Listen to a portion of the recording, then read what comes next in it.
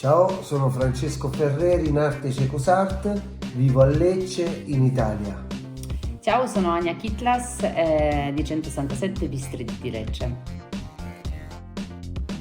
La mia carriera è iniziata nei primi anni 90 con il graffiti lettering e poi ormai lo faccio da circa 30 anni e quindi ho sviluppato varie tecniche, però oggi diciamo che lavoro molto sui grandi superfici, su grandi muri come muralista.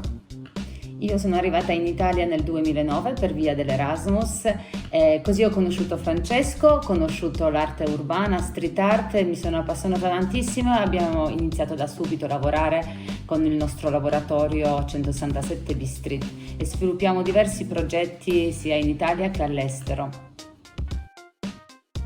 Sono un artista, street artist muralista che usa come tecnica lo stencil optical.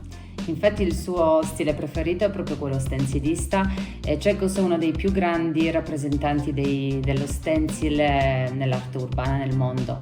Infatti grazie all'invito dell'Istituto della Cultura Italiana a Dublino ha potuto realizzare sia un quadro presso l'istituto che ritrae il volto di Italo Calvino per il centenario della nascita di questo grande poeta intellettuale. Invece al Waterfall Walls Francesco ha realizzato una bellissima opera muraria che rappresenta invece una donna, una fata dei boschi irlandesi con lo stencil, utilizzando la tecnica stencil e anche figurativo.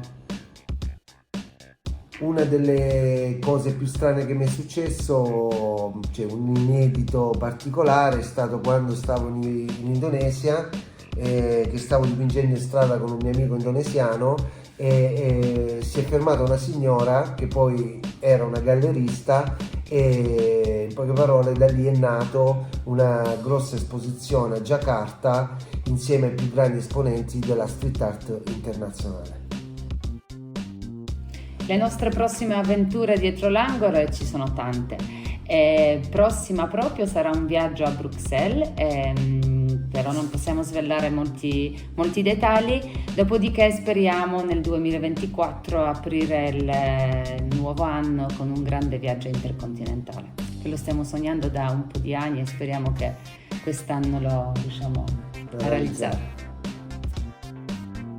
Uno dei miei superpoteri è avere solo un occhio e quindi questo mi ha sviluppato tutta la parte visuale, quindi penso che questo è diventato il mio superpotere. Invece il mio superpotere, penso che ne sto scoprendo ogni giorno tanti superpoteri, specialmente quando lavori con artisti, quando viaggi e quando sei la mamma di una piccola Amelia che è la nostra leader del gruppo, quindi i superpoteri nascono ogni giorno.